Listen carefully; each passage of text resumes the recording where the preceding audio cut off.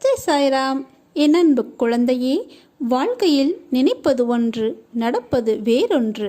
ஏன் இப்படியெல்லாம் நடக்கிறது, எதற்காக இப்படி நடக்கிறது என்று புரியாமல் அதையே நினைத்து கவலை கொள்ளாதே, பதற்றப்படாதே. துன்பத்தைக் கண்டு துவண்டு விடாமல் நின்று தைரியமாக எதிர்கொள். முதலில் ஒன்றை புரிந்து கொள். மற்றவர் மாதிரி அப்படியே நாமும் இருக்க வேண்டும் என்று நினைத்தால் அதில் நீ தோல்விதான் அடைவாய். என்றுமே நீ நீயாகவே இருந்தால் ஒருபோதும் தோல்விக்கு வாய்ப்பில்லை. வலி, தோல்வி, ஏமாற்றம் இவைகளை காரணமாக உன் கடமைகளிலிருந்து தவறாதே. அப்படி செய்தால் அது உன்னுள் இருக்கும் நம்பிக்கையை குறைத்து சோம்பேறித்தனத்தை தான் உன்னுள் வளர்க்கும். நீ மனதளவில் பயப்படாமல் இருந்தால்தான் தைரியமாக செயல்பட முடியும். நீ நம்பிக்கையோடு உன் கடமைகளை செய். அதன் பிறகு பார் என் செயல்பாடுகளை. வாழ்வில் நீ பயணிக்கப் போகும் வழிகள், சூழ்நிலைகள், பல மகிழ்ச்சியான தருணங்கள் என்று இன்னும் நிறைய உள்ளது. உன் வாழ்வில் சந்தோஷம் ஏற்பட போகும் காலம் வெகு தொலைவில் இல்லை. இதுவரை தோற்றதையும் நம்பிக்கை இழந்ததையும் மரண விளிம்புக்கு சென்றதையும் நீ மறந்துவிடு.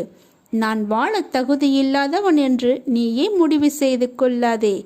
முதலில் அந்த எண்ணத்தை தூக்கி எறி. வாழ்க்கை என்றும் வாழ்வதற்குத்தான். இன்று முதல் நான் கூறிய வார்த்தைகள் மீது நம்பிக்கை வைத்து முயற்சி செய். நிச்சயம் உனக்கு வாழ்க்கை புதிதாக ஆரம்பிக்கும். நல்ல வசந்த காலம் உனக்காக காத்திருக்கிறது. நீ விரும்பிய அனைத்து வளங்களும் உன்னை வந்து சேரப்போகிறது. என் ஆசீர்வாதங்கள் என்றும் உனக்கு துணை நிற்கும். நான் வருவேன் உனக்காக, கலங்காதே. இதுவரை கண்ணீரை மட்டுமே கண்ட நீ இனி என் ஆனந்தத்தையும் அற்புதத்தையும் காணப்போகிறாய். நீங்கள் எதை தேடுகிறீர்களோ அதை உடனே உங்களுக்கு நான் காட்டிக் கொடுக்கிறேன். ஆனால் என்னுடைய சொல்லுக்கு கட்டுப்பட்டவன்தான் அவன் விரும்பியதை கூடிய சீக்கிரத்தில் அடைவான். உனக்கு மனதில் கவலை என்று இருந்தால் என் அருகில் வா, என் மடியில் உட்கார். உனக்கு என்ன வேண்டும் என்பதை நீ சொல்லித்தான் நான் தெரிந்து கொள்ள வேண்டுமா? உனக்கு ஆசீர்வதிக்கப்பட்டதை தராமல் நான் எங்கு போகப் போகிறேன்? மனதை அமைதியாக வைத்துக்கொள். எந்த விதமான சூறாவளியையும் அதற்குள் அனுமதிக்காதே. இந்த நிலை வெகு விரைவில் மாறி உனக்கு வெற்றி கிட்டும். நான் கூறியது எதுவும் இதுவரை உன் வாழ்வில் நடக்காமல் இருந்துள்ளதா? அப்படியென்றால் இப்போது மட்டும் ஏன் இந்த கலக்கம்? பிறந்திருக்கும் இந்த புத்தாண்டு உனக்கு ஜெயத்தை மட்டுமே கொடுக்க போகும் புத்தாண்டாக இருக்க போகிறது. சந்தோஷமாக இரு. என் அருள் எப்போதும் உனக்கு மட்டுமே உண்டு. நீங்களும் உங்கள் குடும்பமும் எப்போதும் சந்தோஷமாக இருப்பீர்கள். கவலைக்கு என்றும் இனி இடமே கிடையாது. உன் சாயப்பா நான் இருக்கும் வரை உன்னை யாரும் ஒன்றும் செய்ய முடியாது. நீ அமைதியாக இரு. உன் வாழ்க்கை என் கையில். நான் உன்னுடன் தான் இருக்கிறேன். உன்னை விட்டு உன் அப்பா செல்ல மாட்டேன். என்னை திட்ட உனக்கு அனைத்து உரிமையும் உண்டு.